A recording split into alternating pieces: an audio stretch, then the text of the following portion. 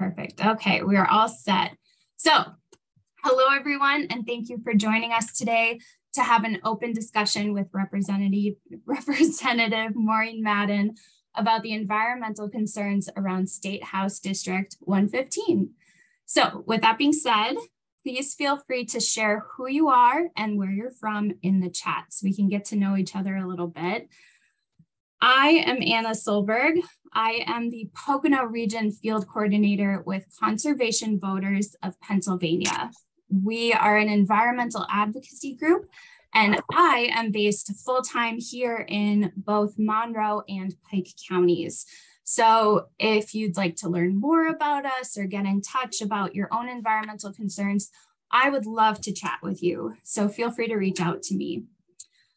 Next, we have a number of wonderful co-sponsors who have helped with the promotion of this event, and I'd like to give each of them a brief moment to talk about the work that they are doing. So first up, we have Ezra Thrush, who is the VP of Government Affairs for Penn Future. Go ahead, Ezra. Hey, thanks, and I appreciate it. And thanks to Conservation Voters and the other co-hosts and organizations for putting this on. And thanks again to Representative Madden for being with us tonight. For folks who may not know, Rep. Madden is a longtime environmental champion, a good friend of ours in Harrisburg, in the state capitol. If you're not familiar with us, Penn Future is the National Wildlife Federation state affiliate in Pennsylvania. I work out of our Harrisburg office, which is just across the street from the state capitol building. And we have offices in downtown Pittsburgh, in Center City, Philadelphia. We have an office in Erie that opened just a few years ago, and our Northeast PA office used to be in Mount Pocono. Just last year, we moved over to Stroudsburg, so we're really excited to be in the Poconos and work pretty strongly with a number of these partners in the counties there in Northeast Pennsylvania. So my work revolves around legislative advocacy. So a lot of what we do at Penn Future is just influencing policy, making sure good environmental bills pass in Harrisburg, and bills that we think would threaten environmental protections or our environmental protections. Really, if we can try to slow those down or stop them, we try to do a lot of defense work in Harrisburg too. So we work with a lot of these partners in the Capitol building. I'm in there day in and day out working with the legislators, members of the governor's office, staff, the governor, folks at the Department of Environmental Protection, Department of Conservation and Natural Resources, Department of Ag, and all of those folks. So we do a lot of advocacy on these issues. We're also involved locally and regionally. My colleague, Donna Kohut, is our campaign manager for the Delaware River Basin, and she works on a campaign called Our Pocono Waters, and she's based in our Stroudsburg office and does a lot of work in the upper part of the Delaware as well, although she also works with something called the Coalition for the Delaware River Watershed. So we do a lot of partnership and a lot of organizing with other non-governmental organizations in the state. And we really rally and build support for good bills and rally and try to build public support against bad bills in Harrisburg. We operate mostly at the state level, though we do some federal advocacy work. But I'm really thrilled to be here with everybody tonight, and happy to have you all join Penn Future and our folks who do this work day in and day out, and excited to have so many people here who are here to hear about the work that Rep. Madden does in Harrisburg. So with that, I'll stop, and I'll turn it back over to you, Anna. Thank you. Yeah, perfect. Thank you so much, Ezra. Okay, next up we have Ashley Deemer, who is the Deputy Director for Penn Environment. Go ahead, Ashley. Sure. Well, good evening, and thank you so much for having me. And thank you to Representative Madden for joining us this evening. And thanks to all of you who are joining us. And I also want to thank our co-hosts, of course, for collaborating on this event. Again, my name is Ashley Deemer, and I'm the Deputy Director of Penn Environment. Many of you know Penn Environment well, but Penn Environment is a statewide environmental advocacy group, and we work to protect our air, our climate, our water, and beautiful natural places across Pennsylvania. And I have to note, the 115th Legislative District has some of the most beautiful natural places in the Commonwealth. And we should never take that for granted, right? All the environmental issues that we talk about in Philadelphia and in Pittsburgh, they impact rural Pennsylvania as well. Certainly climate change does not discriminate. Warmer streams impact trout populations. extreme weather causes flooding and destruction, and warmer winters, you know, lead to all the things we don't like about summer, like ticks and poison ivy. And importantly, less maple syrup. That's a problem. So when, you know, we look at these issues, we know we have work to do. Penn Environment also tested some nearby waterways in the 115th and nearby, Pocono Creek, Tobyhanna Creek, and we found microplastic particles. These are places that are considered to be pristine, and when we look at them, they look untouched, right? But they're still experiencing pollution, and they shouldn't be. So we have a lot of work to do to protect our climate, to reduce the flow of single-use plastics, among many other issues that we work on. And Penn Environment has members and activists in just about every corner of the Commonwealth. And we work really hard to create opportunities like this, connecting people, constituents with their decision makers at the local, state, and federal level to make their voices heard on environmental issues. And certainly there are some really exciting opportunities in the state legislature this session. And we're, again, so glad to be here and participate in this discussion. So thank you all for coming. And thank you again to Representative Madden for being here. Perfect. Thank you, Ashley. Okay, next we have Dr. Alex Jackson, who is the Executive Director for the Broadhead Watershed Association. Yeah, thanks so much for the co-host, Conservation Voters. Anna, thank you so much for putting this together. And of course, thanks to Representative Madden for providing this opportunity. I'll keep this pretty quick. BWA is a Broadhead Watershed Association, BWA. We're an educational nonprofit. We're extremely local. We focus our work pretty much just here in Monroe County and 17 or so of the municipalities that encompass the Broadhead watershed. And it's worth noting that Monroe County has a lot of exceptional value streams. Pretty much every stream in Monroe County is designated as special protection, and many of them are designated as what is known as exceptional value, which is the highest level of protection. And our organization has learned that township zoning maps can either drive protection or they can drive degradation. And we've been doing some advocacy work, especially on inappropriately located and zoned projects that are not sensitive to the Pocono landscape. And we are, we're very local. We rely on our volunteers a lot to do our stream monitoring. And we've been engaging with local municipalities in municipal technical assistance work, keeping in mind just how important these individual municipalities are in controlling the future of our clean water. So that's pretty much all I wanted to say. I think there's a lot of really good work that can occur in Harrisburg, especially in fully funding the PADEP, so they can do what they're supposed to do, which is protect the environment and not just permit it. Thank you. Thank you so much. So next, and very much not least, but last of our co-sponsors, we have Louise Troutman, who is the Executive Director for the Pocono Heritage Land Trust. Go ahead. Hi, thanks, Anna. And thanks also for giving us the opportunity to co-host and to talk to Representative Madden. She's been a big supporter of ours for quite a long time, and we're happy that she won re-election. So Pocono Heritage Land Trust, in simplest terms, we create open space. So we make nature preserves. Everybody else on this call, I think a lot of the organizers are on the policy side, advocating for clean streams and cleaner environment and climate change protection and all of that great stuff. And what we do is try and protect a little piece of the Poconos. So we are physically on the ground here in mostly Monroe County, trying to buy land, protect land, and open it up to the public if that's appropriate, or sometimes just protecting the habitat if it's, for example, an endangered species or a species of concern. So the Land Trust has almost 5,000 acres that it protects, and we've been around for about 37 years now. So we're pretty busy. And right now, many of you may have heard Camp Trexler out in the western part of the county is going for sale.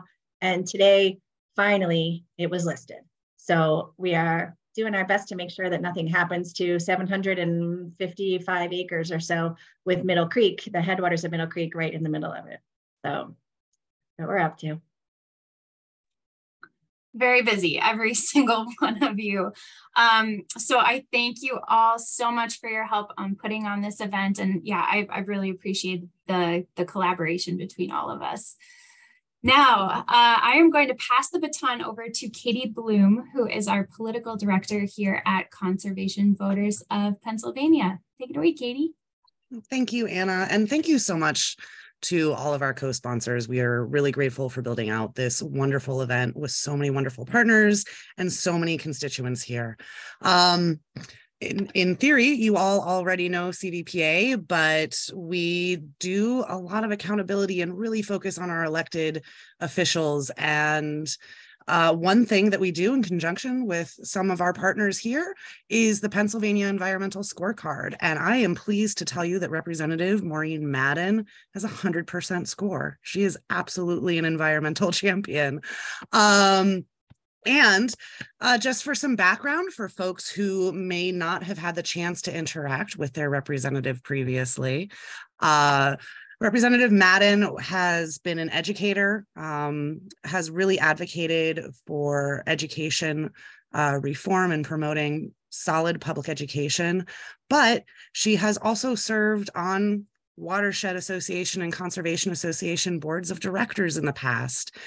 She has supported not fracking, which sometimes is a rare thing to have, but also supporting things like an extraction tax and making dirty fossil fuel companies pay their fair share.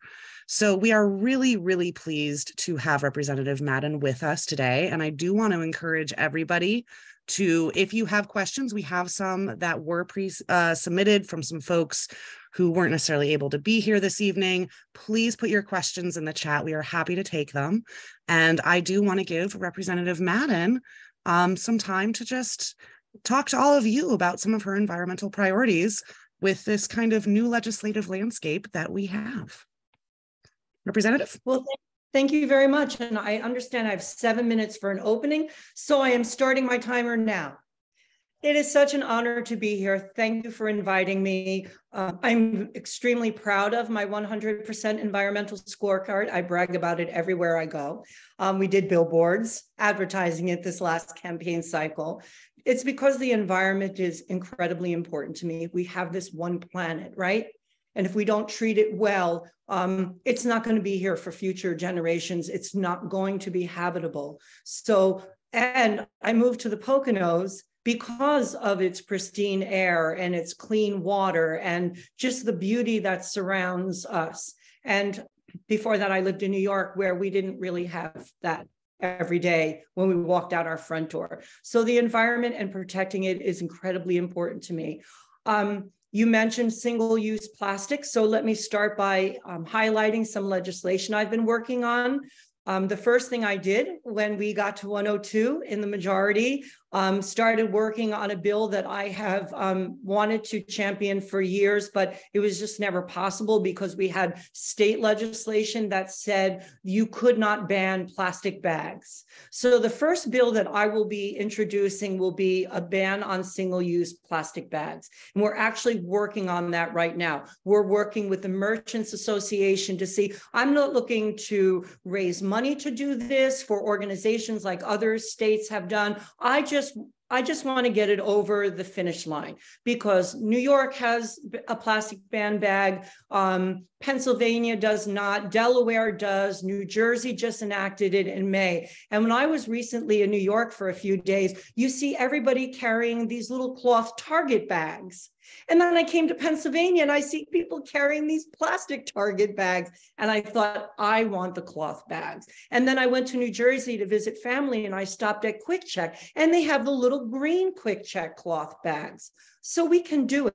There are states who have come before us who have done this successfully, and we can follow their model and we can absolutely ban bags. And You know, many of the local municipalities have already started doing that, but what they're really looking for is something across all 67 counties that's uniform, that the stores can decide. We already know our Trader Joe's, right? If you don't bring your own bags, they have a wall of really beautiful artistic bags that you can buy, or they'll just give you these really cool paper bags with handles. So we want the stores to handle it however they want. We just don't want bags that take 1,000 years to disintegrate, right? So that's the goal. So that's the first bill that I'm very excited to be working on. The other thing that I'm working on is a bill with my good friend and colleague, Representative Eddie Day Pashinsky from Wilkes-Barre. And we're working on a bill that would make the PA Preferred Organic Program permanent in our state. Several years ago, we passed a $25 million agriculture bill that provided money for veterans who may be suffering from PTSD to learn how to farm. Pocono Organics, our farm right here in the Poconos, actually built a home for these folks while they were learning farming. I was very close with Ashley when Pocono Organic Farm was, being built. I have a show called Monroe Matters on Channel 13. You can find it on YouTube. And we went through the whole process from when they were building the greenhouses to their grand opening. And we've eaten at the cafe, and they talk very much about regenerative farming, right? And the importance of organic. And that's a word that I've come up with a lot lately, the word regenerative. When I was at the Phipps Conservancy for a policy hearing on green energy, they talked about regenerative thinking, where we think about how interconnected we are, right? That if what I do affects someone else. And I just saw something come across the chat from someone who said they're tired of picking up those plastic bags all over the place, right? And that's just a tiny little example of everything that we do. We're interconnected. So if we're taking care of the environment, if we're being good stewards of the environment, we're benefiting all of our fellow Pennsylvanians, right? And we're protecting the Commonwealth. So this initiative that was launched in 2019 to establish PA preferred organics and have that label on things is really resonating, because I was at the farm show last month and you could see PA preferred and PA organic on everything. And, we are the top producing state for organic mushrooms, as well as livestock and poultry, and the number 3 state overall in organic agriculture sales. So we are already on the forefront of this. To put this label will just be the final touch, and to keep going with the really good work that we're doing. And making it a trademark of Pennsylvania will really speak to how involved we are with organic farming and how important it is. So those are the 2 bills that I'm working on right now. I have a list of bills that I have co-sponsored in the past, and I'll read them really quickly. I still have, I don't know how long. I can't find my clock. Anyway, so I'm assuming these bills will all be reintroduced. We're going back next week. Hopefully we're going to have rules, and then we're going to have committee assignments, and then we can start introducing bills. So we're all working on bills, but they don't have numbers yet because we haven't formed our committees, because we're still working through our rules. So I have previously co-sponsored bills to prohibit food establishments from using polystyrene. I have sponsored legislation for a severance tax on unconventional natural gas operations. Now, I am not opposed to fracking. I support a moratorium on any new wells until we establish legislation that protects us, like the conventional oil and gas, that we be part of a super fund, that we have the same laws that control air and water that conventional oil wells. And until we do that, I am not supportive of any new wells. I've always been supportive of a severance tax, because we don't get a fraction of the money that we are owed from natural. I read an article when I first ran for office in 2012 that said in 10 years, we would be leaving $24 billion on the table by not implementing a 5% severance tax. And so it's been 10 years, folks. So that's the money that we've left on the table. I have sponsored legislation to empower the Department of Labor and Industry to establish regulations as they relate to response teams employed in operations of surrounding drills and oil gas wells as well. Department of Health to coordinate with the Department of Environmental Protection to collect, analyze, and maintain updated information on the impact of fracking and public health. And to Dr. Jackson's point from the BWA, we have lost approximately 1,000 EPA officers over the past decade, and our friends on the other side of the aisle have never felt the need to replace them or appropriate enough money for us to be able to replace them or do any monitoring of the environment in any meaningful way. And again, we're hoping that that will change. I sponsored legislation to create a public national trust fund, which would receive money from oil and gas development on PA's 323,000 acres of land leased for such development. Eliminating blight by requiring individuals and businesses to submit basic information to counties when purchasing property would allow community members to contact the responsible party if property issues arise, right? Somebody's doing something that's affecting my property, or the company next door, the smell that comes from it, or, you know, we closed and I'll end with this, we closed a trailer park here in Monroe County, up here in Coolbaugh, because people were beginning to get sick. They were calling and talking about GI problems and things like that. And at the time, they were just a small trailer park. And according to the EPA, if you didn't have 25 trailers, you couldn't fall under the jurisdiction of the EPA to help you. So those are the kinds of things that we really need to pass legislation. They ended up closing that park because the mechanic shop right next to it had been illegally dumping their oil into the ground for years and years, and it was going into these folks' well water. And eventually what they realized was that you couldn't clean it up. It was beyond. And for months and months and months, we had the Red Cross, you know, bringing cases and cases of water, and my staff would come out and we would distribute the cases. But eventually they gave all of the members a buyout. But one woman died of cancer. Her son got cancer, immediately moved out of there and was treated and went through treatment and is still alive today, thank goodness. And the park has been closed and people have moved. But, you know, we have to change the laws. It doesn't matter if you have 10 trailers or 25, you should be protected. You should be able to call the EPA and they should come out and they should test the water and they should make a decision. So I'm really hopeful that now that we have a Democratic majority, and these are all Democratic bills that had been sponsored, that never made it to committee for a vote. I'm hoping that will change now when we go back, and we will get some of these good bills through, and we will start hiring more DEP and EPA folks, and we will continue to work hard to protect our environment and the Commonwealth, because we rely on tourism and farming, and they're our biggest industries. Thank you so much, Representative. And do not worry, you were only a minute beyond, so we're fine. And thank you, everybody, for submitting all of these questions. They are absolutely wonderful. And we have a lot. So I do want to let you all know, we may not get to all of them, but we will do our best to follow up with you after the fact. So I kind of want to start, and this is a big issue, and we're not just seeing this in your district, but of course, other districts throughout the state. And Mike, Jennifer, Kelsey, Denise, and several others have been concerned about conserving our land, our trees, and natural resources.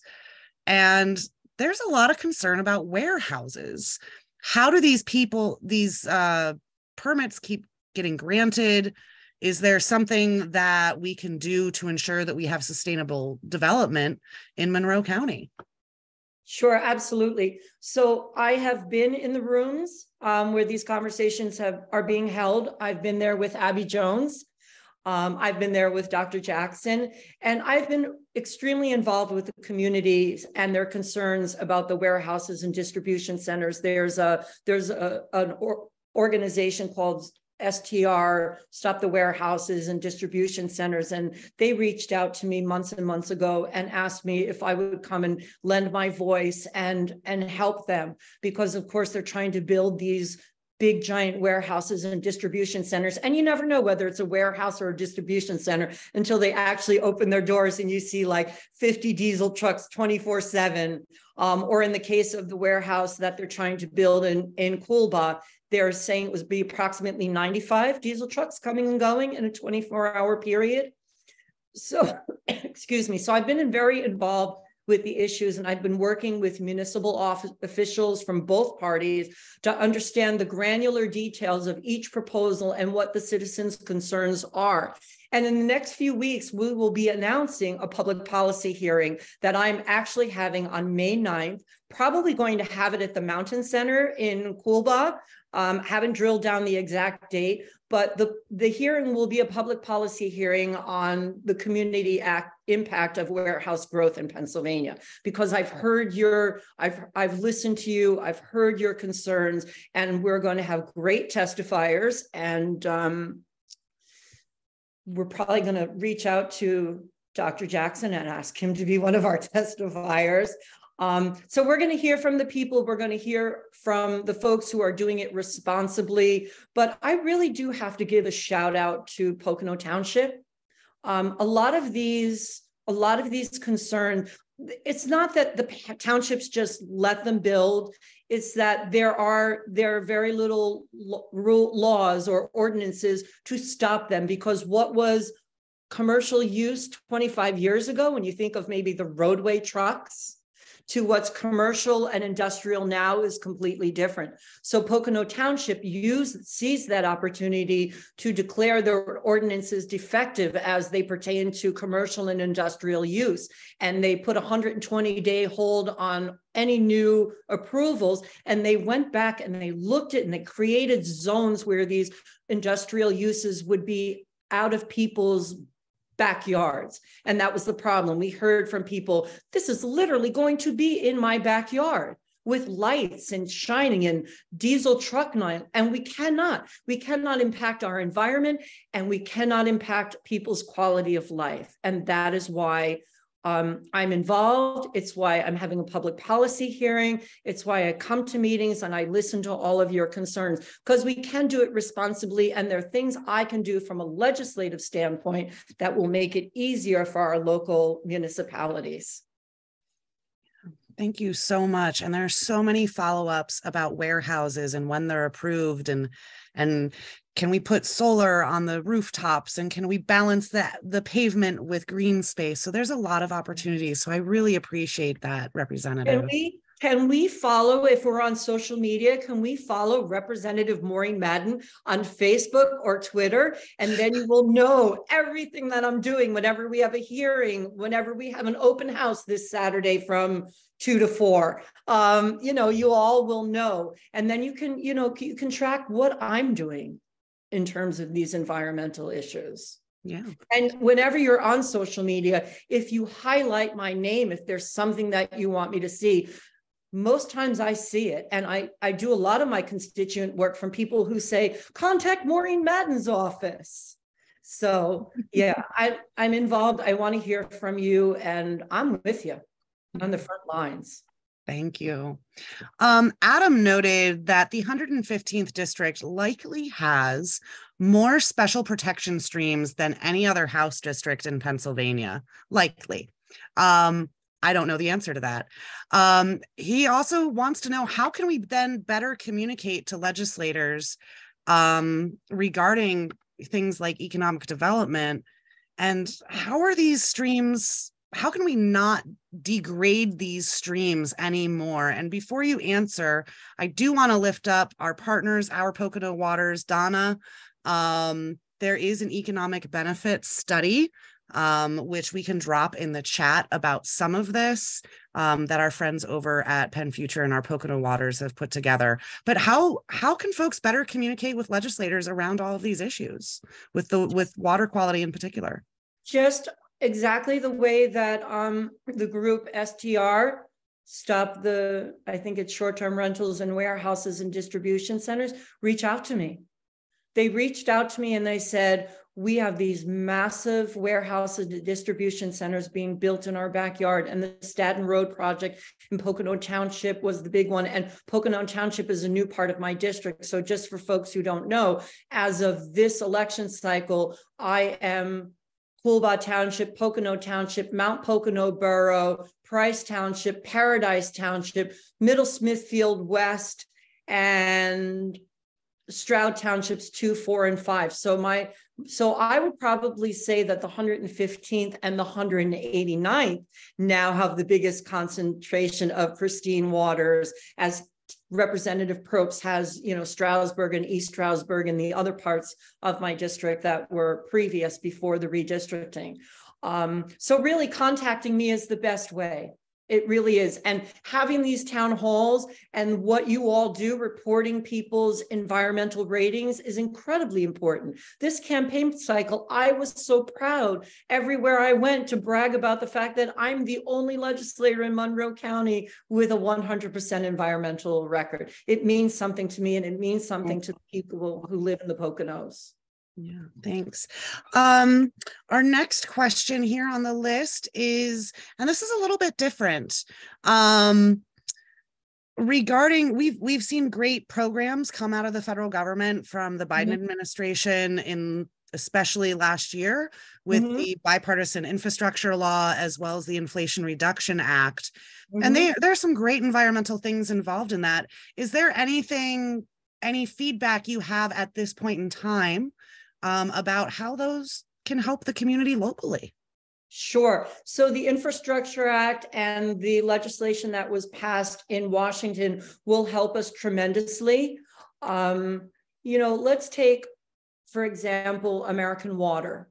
I know I get complaints in my office all the time about how expensive it is for water in American Water. People who live in a Pocono country place, I think people who live in Penn Estates may have American Water as well.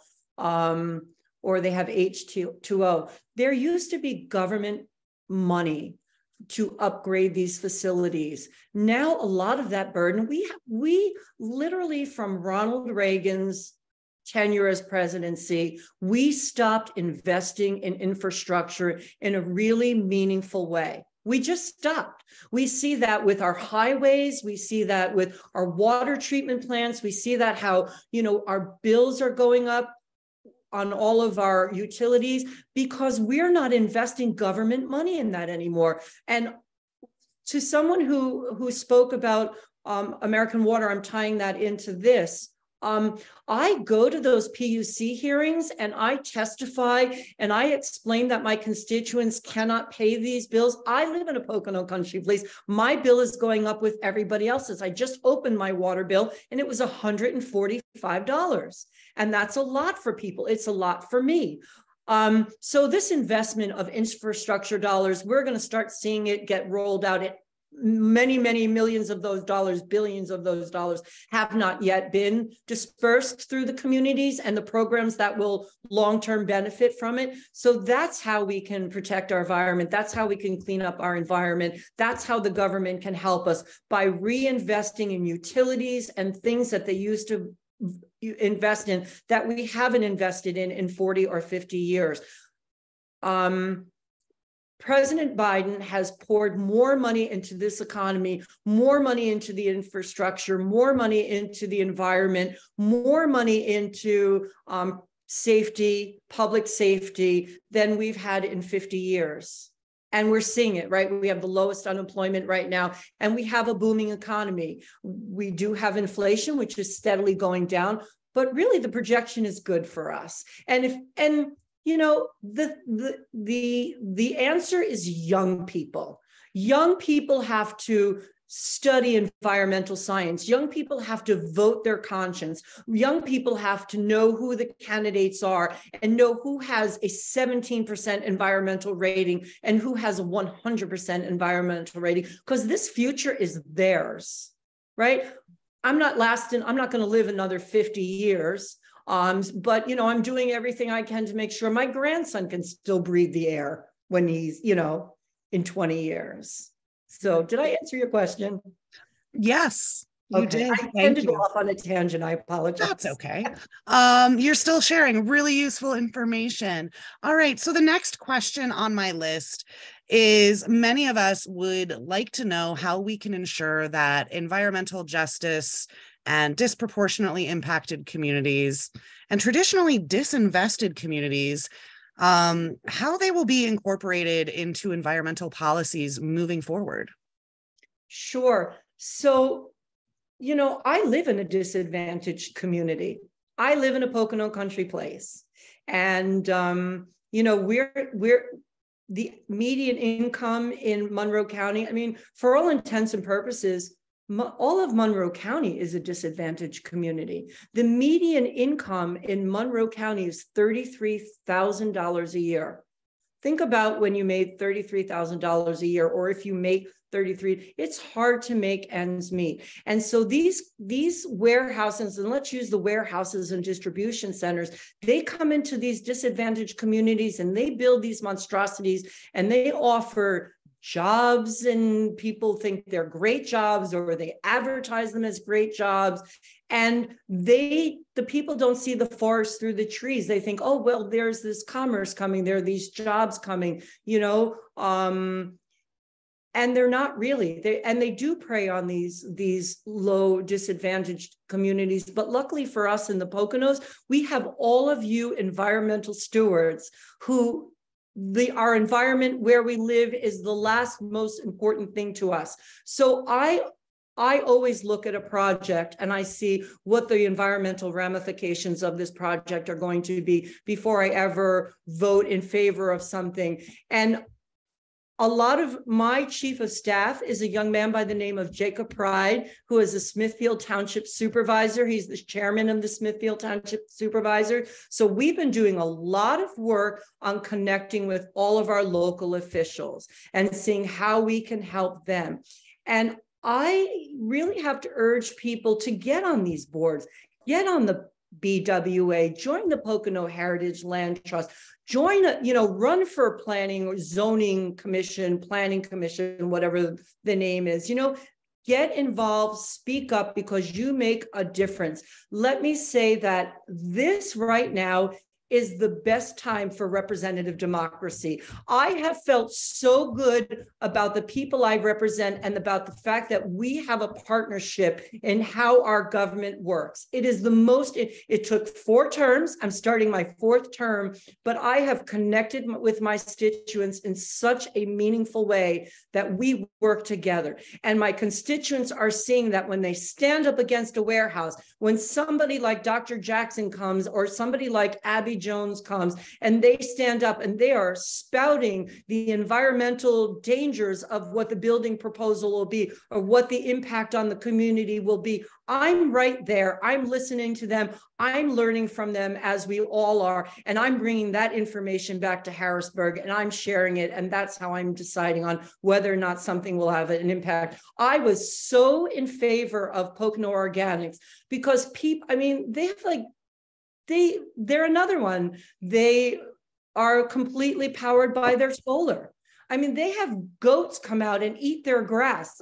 They're incredible. And now these people who, come in their RVs and they cook and they barbecue and all this other stuff, they can literally go to an organic farm stand and have, ribs and then a salad. They can go to this little cafe. So those are the kinds of projects that I have absolutely championed. And I was a big champion of the $25 million agriculture bill that did a lot.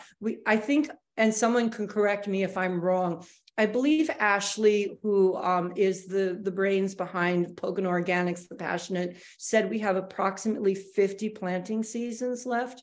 And then our soil will not be arable anymore. And we have to really start thinking about that regenerative farming, regenerative thinking. We have to start thinking about that. That was your mention of young people is allowing me, we're not going to give extra opportunities to speak, but I really do want to give a shout out, because with us this evening is the ESU, I believe, student government president, Brian. Yes, Hi, Brian. He's here with us. Hi, Maureen. How you doing? I'm well. How are you doing? I'm good. I appreciate you guys giving me the opportunity to briefly speak. I just wanted to introduce myself and then make sure that everyone knew me. I know Tara was in here earlier. Me and Tara are pretty cool too. I just wanted to thank Maureen for everything that she does. I will be having a recycling committee in Stony Acres. So Stony Acres is 119 acres of student-owned field. We do ziplining, canoeing, and kayaking and things of that nature over there. We're trying to make sure that it stays preserved and that the students know that they can always go there and disconnect from their phones. I will be having some people on my recycling committee look at some things so that we can all get to know everything that's going on. But thank you for everything that you're doing. If you need anything from us, you always know where to find me at. I appreciate you, Brian. And for folks who don't know, my last job was teaching at East Stroudsburg University in the communications department. And I have to say that from the time I started teaching there back in 2013, maybe, to now, the student government has become more active in the community. They have a larger presence. They fight for the issues they care about. And I am so proud of you, Brian. I'm so proud of the direction that you have taken the student government. And I look forward to the great things that you all are doing and will continue to do. And anytime I can be helpful, don't hesitate to call me. Yeah. Thank you very much. Yeah, I do have your number. I will use it. Okay. Thank you. To our next question, this is a little bit more, this is sort of another federal thing. So I'm not sure if you're going to be able to have an answer on this, but maybe even some thoughts. Sandy has brought up the proposed change for the Delaware Water Gap National Recreation Area has a lot of people concerned. Do you have any insight or thoughts on this proposal or anything for that? I don't have an insight. I haven't heard any updates in a while. I can tell you from speaking to people who are conservationists and people whose opinion I take to heart. The overarching opinion is it's not a great thing for us. It's not going to bring a tremendous amount of money to the park. It's going to bring more people. And I don't know that it's a positive thing. I'm not making a decision because there hasn't really been a lot of talk, but from the people that I've spoken to, conservationists, environmentalists, they're not really in favor of it becoming.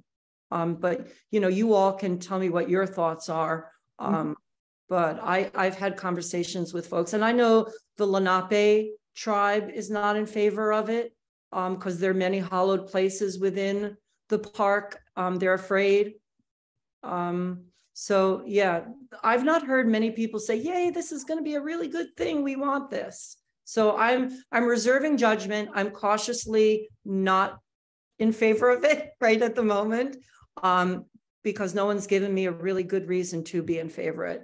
And everything I've heard is not great feedback. Yeah.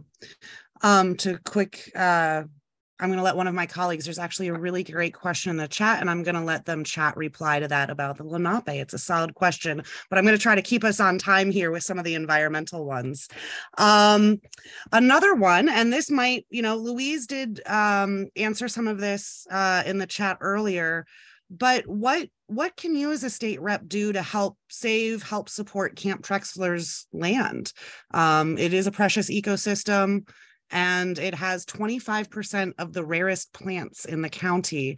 Is there anything else that you can do as a state representative to help that effort? So what have the environmental groups done thus far to advocate for it? I mean, I don't know that it's really on our radar in a very big way. So the best thing that you all can do is to, make an appeal to legislators to start thinking about it and what can we do, you know, to save it. I know it's a huge thing. It's going to be so sad if it's sold and gets developed. I'm going to be very honest with you. We've not had a lot of conversations around Camp Trexler, but there's certainly conversations I'm willing to go back to Harrisburg and have with my colleagues and see, and I will certainly get back to you about that. I mean, there hasn't been a lot of chatter about it other than the occasional news spot or something. So I'll ask the questions. Yeah, thank you. That's why we do things like this. Yes. So another question I have, and we have about 2 left here for our time, is Craig and Annette have asked about the new state water plan that has been drawing a clear line between local land use planning and the environment and water quality and quantity. Is there any talk, any efforts to develop any kind of program through DCED, local county planning commissions, et cetera, to help municipalities in the development and implementation of resource-based planning strategies? So you should tell Annette and Craig to email me that question and I'll get back to them. So I don't have any answers because we don't have any committees right now. We've not had one committee meeting. I don't know what committees I'm serving on. We have literally been in flux since we got elected, because I don't know if you all know what happened. We won the majority in November, and then Summer Lee went to Congress and resigned.